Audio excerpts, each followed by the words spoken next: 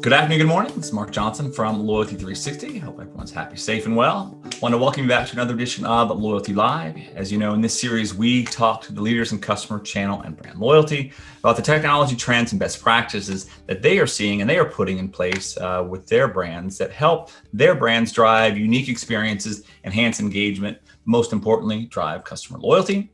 In the months of June and July, we embarked on a mini series of Loyalty Live sessions looking at the evolving customer experience space and how brands can not only meet but exceed these changing consumer expectations to achieve more loyal brand advocates in the months and the years to come. Today, we have the pleasure of speaking with Lucas Smith, who is a director of business development at Baesman. How are you, Luke? Doing wonderful today. Thank you. Good. Well, thank you for taking the time to talk to us today.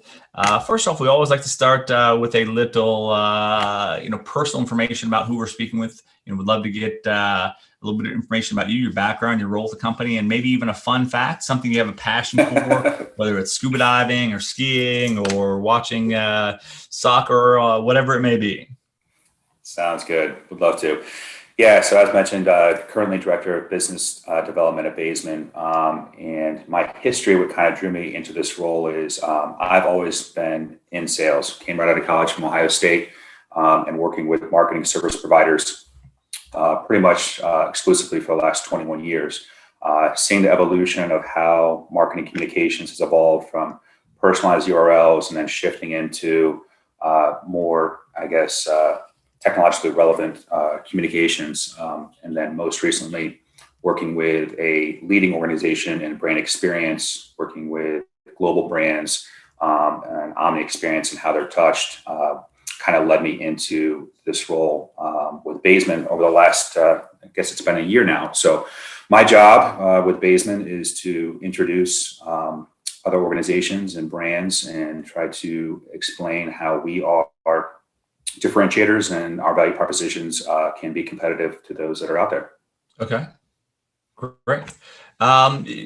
As a thought leader in the industry, you look at customer experience, definitely has evolved and changed. How do you see it evolving and changing? Especially you have a unique background from, kind of being in sales, but also helping brands, work with different technologies to enhance and enable those opportunities. Yeah, I think that, when we talk about the most recent months and years, it's kind of hard to not mention COVID. And so as a result, I think that we've known for a while that customer experience has been becoming more digital. We've heard the term omni-channel, omni-experience, and kind of the diminishing of brick and mortar.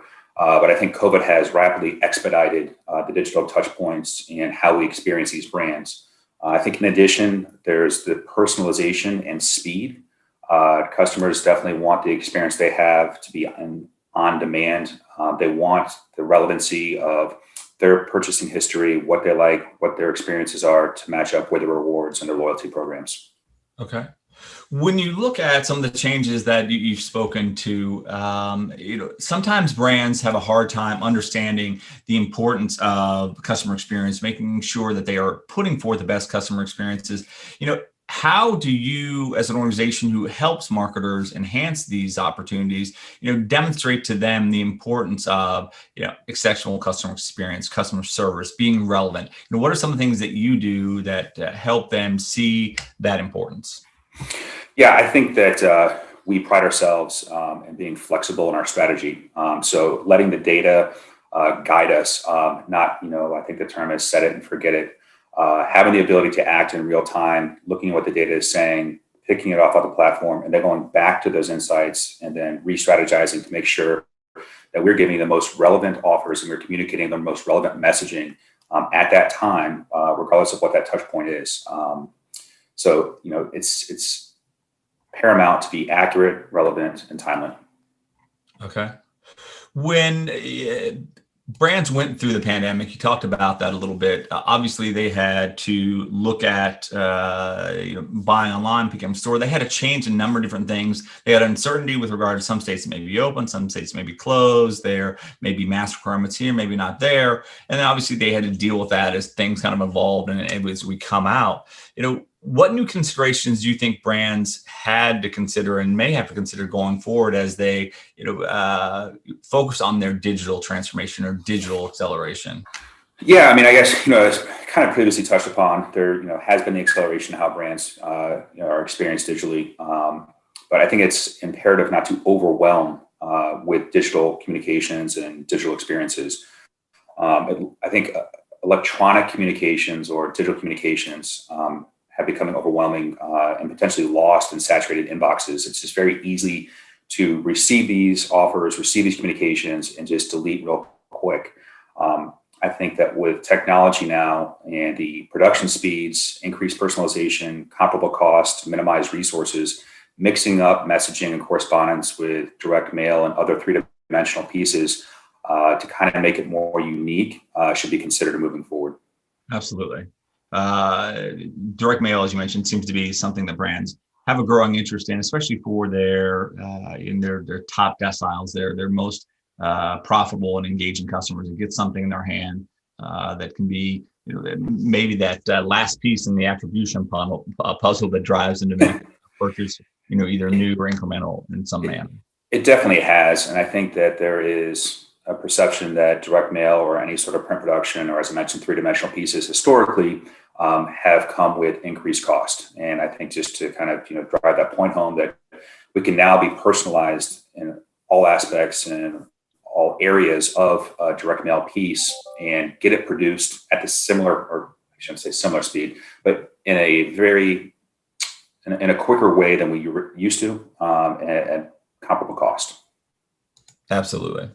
Barriers to participation can be a challenge as well. We've heard, more and more about that as you talk about relevancy and personalization are impactful, but just even some programs become inherently complex on the customer experience, customer loyalty side. How can brands reduce barriers to participation in their customer experience and customer loyalty efforts?